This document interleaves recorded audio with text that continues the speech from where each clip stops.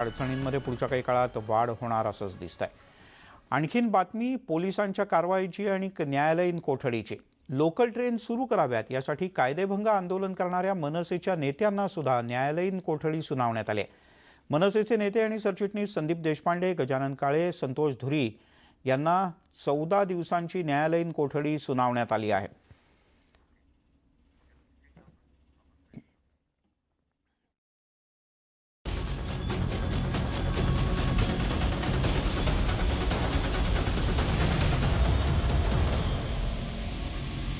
आणि आता सर्व महत्त्वाच्या बातम्यांचा घेऊयात वेगवान आढावा। सुरुवात करूयात शेती संदर्भातल्या दिल्लीतल्या खळबळीनं। शेती विधेयक तातडीनं मंजूर करावं असा सत्ताधाऱ्यांचा आग्रह होता आणि काम रेटून देण्याचा प्रयत्न केला गेला अशी टीका राष्ट्रवादी काँग्रेसचे अध्यक्ष शरद पवार यांनी केली। राज्यसभेत कृषी विधेयकाच्या गोंधळाबद्दल ते बोलत होते। या विधेयकावर विरोधकांचा आक्षेप होता तर ते ऐकून घेतलं पाहिजे होतं असंही शरद पवार यांनी नमूद केलं। सदस्य नियमांचा आधार घेत असतील तर ते उपसभापतींनी ऐकून घेतलं पाहिजे होतं, मात्र त्याकडे सुद्धा दुर्लक्ष करण्यात आलं आणि आवाजी मतदान घेण्यात आलं। या सर्व प्रश्नांकडे गांभीर्यानं पाहिलं पाहिजे होतं असं मतही त्यांनी व्यक्त केलं। ते मुंबईत पत्रकारांशी बोलत होते। हे विधेयक नियमाच्या विरोधात असल्याचं सदस्य सांगत होते। नियमाचं पुस्तकही दाखवत होते, मात्र याकडे दुर्लक्ष केल्यानं ते फाडण्याचा प्रकार झाला असं पवार म्हणाले। आदर्श विचारांना तिलांजली देण्याचं काम उपसभापतींनी केल्याचंही शरद पवार यांनी नमूद केलं। मी सभागृहामध्ये नव्हतो, त्यामुळे शिवसेनेनं सभागृहात काय भूमिका मांडली याबद्दल मला माहिती नाही असं राष्ट्रवादीचे अध्यक्ष आणि खासदार शरद पवार यांनी म्हटलंय आणि शिवसेनेच्या भूमिकेवर बोलायचं टाळलंय। येत्या 25 तारखेला शेतकऱ्यांच्या आंदोलनाला पाठिंबा असेल असंही शरद पवार यांनी स्पष्ट केलं। कृषी विधेयकावर सभागृहात 2 ते 3 दिवस चर्चा होणं अपेक्षित होतं, मात्र तसं झालं नाही। यानंतर सदस्यांनी अन्नत्याग केला। त्यांच्या अन्नत्याग आंदोलनासाठी आपणही दिवसभर अन्नत्याग करणार असल्याचं राष्ट्रवादी काँग्रेसचे अध्यक्ष आणि राज्यसभेतले खासदार शरद पवार यांनी म्हटलंय। शरद पवार यांनी केंद्राच्या कांदा निर्यात बंदीच्या निर्णयावर सुद्धा टीका केली। एकीकडे बाजारपेठ खुली करायची आणि कांद्याच्या निर्यातीवर बंदी घालायची असं का, असा प्रश्नही त्यांनी उपस्थित केला। त्यासोबतच ही दोन्ही विधेयकं एकत्र मंजूर करण्याची गरज नव्हती असं म्हणत केंद्राच्या कृषी धोरणात विरोधाभास असल्याचंही त्यांनी नमूद केलं। राज्यसभेतील निलंबित खासदारांनी संसदेच्या आवारातील धरणं आंदोलन अखेर मागे घेतलंय। संसदेत सर्व विरोधी पक्षांच्या खासदारांनी सभात्याग केल्यानंतर हे धरणं आंदोलन मागे घेण्यात आलं। सध्या सुरू असलेल्या संसदेच्या पावसाळी अधिवेशनावर सर्वच विरोधी पक्षांनी बहिष्कार घातला। राज्यसभेतले विरोधी पक्षनेते गुलाम नबी आझाद यांनी ही घोषणा केली आहे। नव्या शेती कायद्याचा विरोध आणि 8 राज्यसभा खासदारांचं झालेलं निलंबन याचा निषेध म्हणून विरोधकांनी हा निर्णय घेतला। संसदेमध्ये साथरोग सुधारणा विधेयक 2020 मंजूर करण्यात आलं। यानुसार साथीच्या कालावधीमध्ये अत्यावश्यक सेवांमध्ये काम करणाऱ्या आरोग्य कर्मचाऱ्यांना संरक्षण देणारे नियम अधिक सक्षम आणि कठोर करण्यात आले।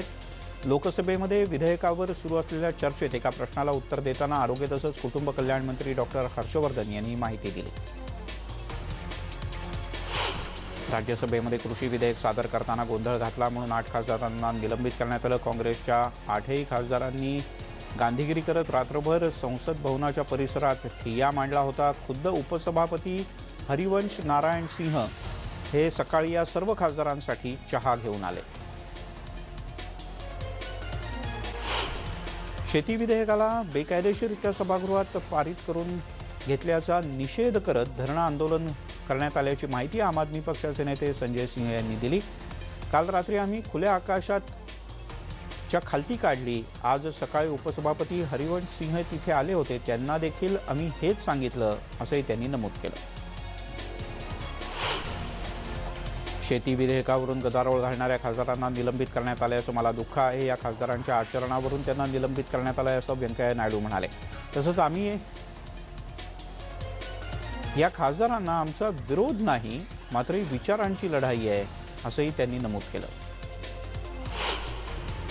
मराठा आरक्षण हे टिकलं पाहिजे आणि मराठा आरक्षणाबद्दल राज्य सरकारची भूमिका स्पष्ट आहे असं राष्ट्रवादी काँग्रेसचे अध्यक्ष शरद पवार यांनी म्हटलंय। ते मुंबईत पत्रकार परिषदेत बोलत होते। त्याबरोबरच मराठा आंदोलकांप्रमाणेच धनगर आंदोलनाला सुद्धा पाठिंबा असल्याचं शरद पवार यांनी जाहीर केलं. मराठा आरक्षण उपसमितीचे अध्यक्ष अशोक चव्हाण यांनी राष्ट्रवादीचे अध्यक्ष शरद पवार यांची भेट घेतली. या भेटीमध्ये त्यांनी मराठा आरक्षणाच्या मुद्द्यावरून शरद पवार यांच्याशी बातचीत केली.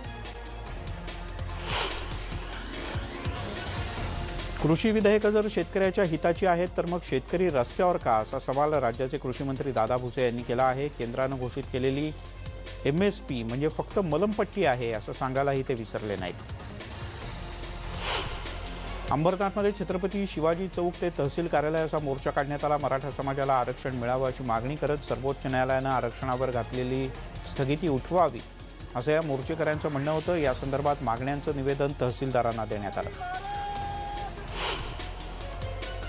जळगाव जिल्ह्यातील जामनेर इथे सकल मराठा समाजातर्फे आरक्षणाच्या मुद्द्यावरून रास्ता रोको करण्यात आला. मराठा क्रांती ठोक मोर्चातर्फे जामनेरमध्ये राजमाता जिजाऊ चौक नगरपालिकेसमोरचा रस्ता अडवून धरण्यात आला. यावेळेला कोरोनाच्या बाबतीतल्या सर्व नियमांचं पालन करण्यात आलं. यावेळेला आंदोलकांनी सरकारच्या विरोधात घोषणाबाजी केली. या सरकारचं करायचं काय, खालती डोकं वर पाय अशा घोषणाही देण्यात आल्या.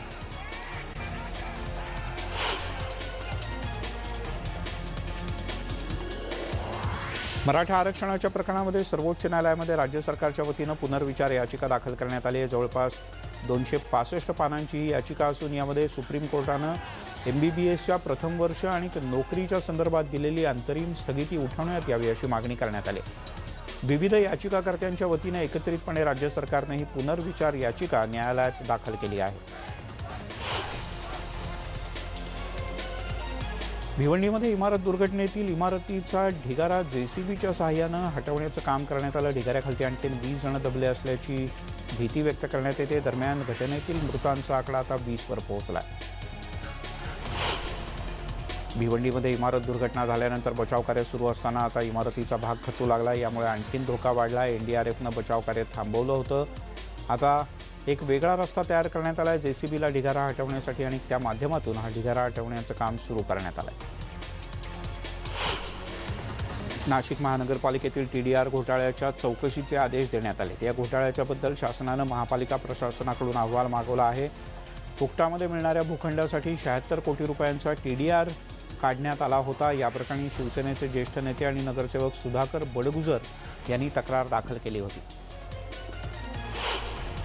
आपल्या विरोधामध्ये अफवा पसरवल्या जात असल्याचं अभिनेत्री कंगना रणावतनं म्हटलं आहे. शेतकऱ्यांना कधीच दहशतवादी म्हटलं नाही असंही तिनं नमूद केलं. एवढंच नाही तर कंगनानं काँग्रेसचा उल्लेख टाळत आणखीन एका स्वतंत्र ट्विटमधून टीका केली.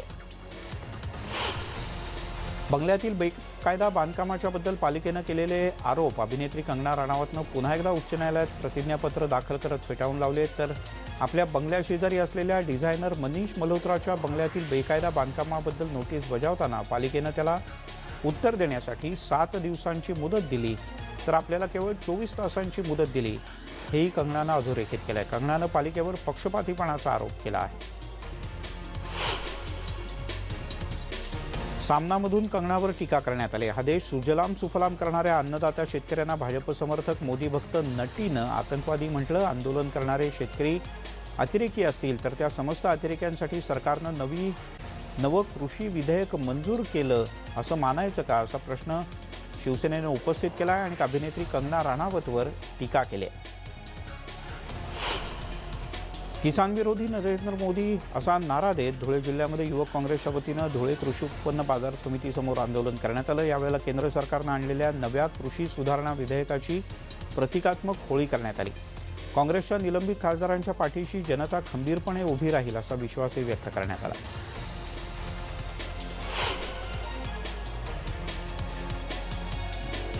तमाशा कलावंतांचं माहेरघर असलेल्या पुणे जिल्ह्यातील नारायणगाव इथे आपल्या मागण्यांसाठी राज्यभरातील तमाशा फडमालक आणि तमाशा कलावंत एक दिवस लाक्षणिक उपोषणाला बसले होते. मात्र सांस्कृतिक मंत्री अमित देशमुख यांनी केलेल्या शिष्टाईमुळे स्थानिक आमदार अतुल बेनके यांच्या मध्यस्थीनं 2 तासातच हे उपोषण मागे घेण्यात आलं.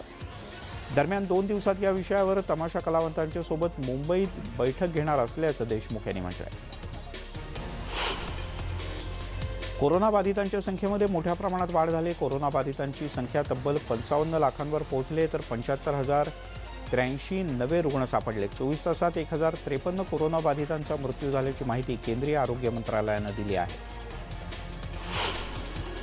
राज्यामध्ये सलग चौथ्या दिवशी कोरोनामुक्त झालेल्या रुग्णांची विक्रमी नोंद झाली. एकूण 32,007 रुग्णांना कोरोनामुक्त झाल्यामुळे घरी सोडण्यात आले.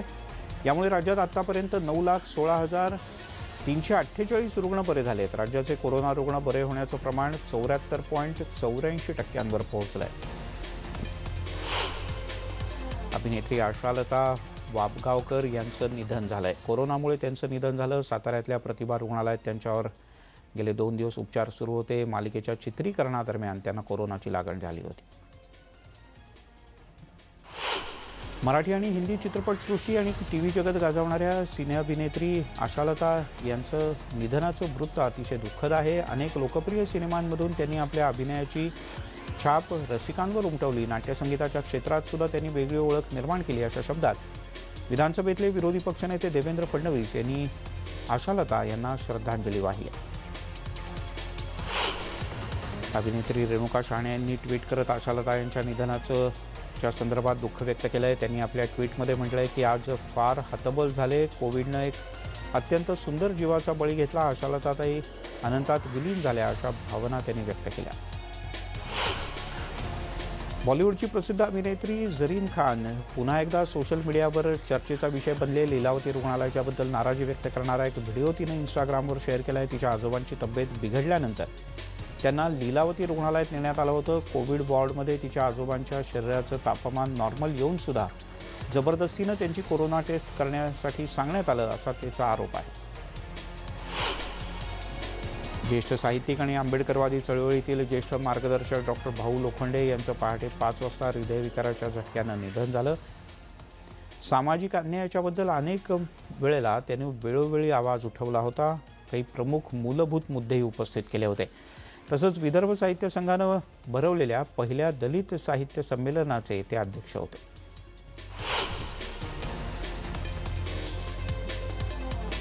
तिकडे बंगालच्या उपसागरातल्या कमी दाबाचा जो पट्टा निर्माण झाला त्यामुळे समुद्रामध्ये वादळसदृश परिस्थिती निर्माण झाली. यामुळे सिंधुदुर्गच्या देवगड बंदरामध्ये शेकडो मासेमारी नौका दाखल झाल्या आहेत. या नौकांमध्ये स्थानिक नौकांसोबतच कर्नाटक, गोवा आणि गुजरातमधल्या मच्छीमारी नौकांचा सुद्धा समावेश आहे.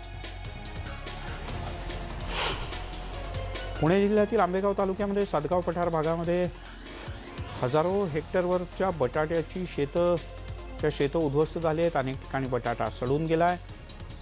सातगाव पठारावरील पेठ, पारगावतर्फे खेड, कारेगाव, धुगाव, भावडी, कुरवंडी आणि कोल्हारवाडी आदी गावातील शेतकऱ्यांचं जवळपास 400 कोटी रुपयांचं नुकसान झालं. यामुळे इथल्या परिसराची शिवसेनेचे उपनेते आणि माजी खासदार शिवाजीराव आढळराव पाटील यांनी पाहणी केली.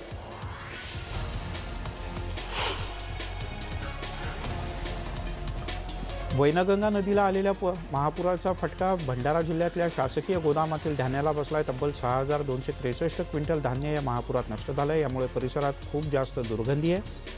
जिल्हा सामान्य रुग्णालयाच्या परिसरातच पुरवठा विभागाची 3 गोदामं आहेत. यापैकी 2 गोदामात महापुराचं 7 ते 8 फूट पाणी शिरलं होतं. तिकडे नांदेडमधील हदगाव तालुक्यातील कंजारा शिवारातील हजारो हेक्टर जमीन पाण्याखाली गेली. अतिवृष्टीमुळे नदी नाले एक झाले होते. शेतामध्ये पाणी शिरलं आणि कित्येक तास तसंच राहिलं. यामुळे पिकाचं नुकसान झालंय. सोयाबीनचं पीक शेतात सडून गेलं असून काही ठिकाणी त्याला कोंबही फुटू लागलेत. या शिवारातील शेकडो शेतकऱ्यांचं नुकसान झालंय. काढणीला आलेल्या सोयाबीनचं पीक आता ऐन वेळेला गेल्यानं शेतकऱ्याचं कंबरडं मोडलंय. प्रादेशिक हवामान विभागानं दिलेल्या पूर्वसूचनांनुसार आज रायगड जिल्ह्यामध्ये काही ठिकाणी मुसळधार अतिवृष्टी होण्याची शक्यता वर्तवण्यात येते. नदीच्या आसपासच्या परिसरातील नागरिकांना जिल्हा प्रशासनाकडून सतर्कतेचा इशारा देण्यात आला आहे. दरम्यान स्थानिक प्रशासन करत असलेल्या उपाययोजनांसाठी सहकार्य करावं, त्याच्या नियमांचं कठोरपणे पालन करावं अशा सूचना नागरिकांना देण्यात आल्या. अशा प्रकारचं आवाहन केलंय जिल्हाधिकारी निधी चौधरी यांनी. गोव्यामध्ये गेल्या 24 वर्षांपासून अनेकदा मुसळधार पाऊस पडतो. कोणकोण इथे पावसानं 180 मिलीमीटरपेक्षा जास्त पातळी गाठली. अनेक ठिकाणी पूरसदृश परिस्थिती निर्माण झाली. सर्वाधिक फटका भाताच्या शेतीला बसलाय. येत्या 24 तासात मुसळधार पावसाची शक्यता गोवा वेधशाळेनं वर्तवली असून गोव्यामध्ये सध्या पावसासाठी रेड अलर्ट जारी करण्यात आला आहे. तिकडे वाशिम जिल्ह्यामध्ये काल रात्रीपासून चांगल्या पावसानं हजेरी लावली. जिल्ह्यामध्ये आज पहाटे दमदार पाऊस झाला. सलग दुसऱ्या दिवशी सुरू असलेल्या पावसामुळे जिल्ह्यातील करडा, गोफणी, सरपखेड, धोडप हे आंतर जिल्हा मार्ग बंद झाले आहेत. या पावसामुळे खरीपाच्या सोयाबीन, कपाशी आणि तुरी या पिकांचं मोठं नुकसान झालं आहे. पावसामुळे नदी नाले दुथडी भरून वाहत आहेत. यामुळेच नदीकाठच्या गावांना सतर्कतेचा इशारा देण्यात आला. धुळे जिल्ह्यातील कापडणे परिसरामध्ये डाळिंब उत्पादक शेतकरी उद्विग्न झालेत. ज्ञानेश्वर माळी आणि सुशील माळी या दोन शेतकऱ्यांनी आपल्या डाळिंबाच्या बागा उपटून टाकल्यात. कारण खुरडा रोगाचा प्रादुर्भाव आणि सततच्या नापिकीला कंटाळून या दोघांनी हे कृत्य केलं आहे. ज्ञानेश्वर विष्णू माळी यांनी 700 तर सुनील संतोष माळी यांनी 650 डाळिंब झाडांची लागवड केली होती. पण खरडा रोगामुळे कापडणे गावातील डाळिंब उत्पादक शेतकरी संकटात सापडलेत. आजपासून टिपेश्वर अभयारण्याच्या जवळ वाघिणीला पकडण्याचं विशेष ऑपरेशन सुरू करण्यात आलं आहे. यवतमाळमध्ये पांढरकवडा जवळच्या टिपेश्वर अभयारण्यात वाघिणीची मोठी दहशत आहे. लक्ष्मी दंडाजे या व्यक्तीवर हल्ला करण्यात आला होता. ही महिला ठार झाली. गेल्या 15 दिवसांपूर्वी याच भागातल्या शेतकऱ्यावर हल्ला करून त्याला जखमीही करण्यात आलं होतं. रत्नागिरी जिल्ह्यातील दापोली आंजर्ले खाडी पुलावर पडलेल्या खड्ड्यांमुळे पूल धोकादायक बनला आहे. रेवस रेड्डी सागर मार्गावरील हा अतिशय महत्त्वाचा खाडी पूल आहे. या पुलावरून वाहनं चालवताना कसरत करावी लागते. हा पूल मंडणगड आणि दापोली या दोनही तालुक्यांना जोडतो. कोरोना असतानाही मुंबईकरांनी आपला वीकेंड जोरदार साजरा केला. 4000 पेक्षा अधिक ग्राहकांना घरपोच दारू मिळाली आहे. तर लॉकडाऊनच्या काळामध्ये शासनाला मद्याच्या माध्यमातून 3000 कोटी रुपयांचा महसूल मिळाला आहे. बुलेटिनमध्ये घेऊयात एक छोटासा ब्रेक, लगेचच परत येतो.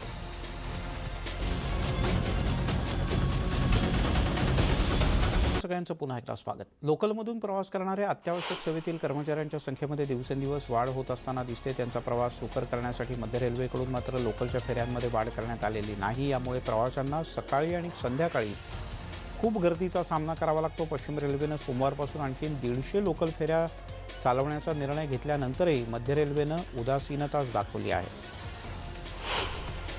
देशभरातील विद्यापीठातील प्रथम वर्षाचं नवं शैक्षणिक वर्ष 1 नोव्हेंबरपासून सुरू करण्याचा निर्णय विद्यापीठ अनुदान आयोगाच्या समितीनं घेतला आहे. राज्यातील विद्यापीठांना 18 नोव्हेंबरपासून नवं वर्ष सुरू करण्याची मुभा मिळणार आहे. तर 17च्या अखेर एका आठवड्याची सुट्टी मिळणार आहे.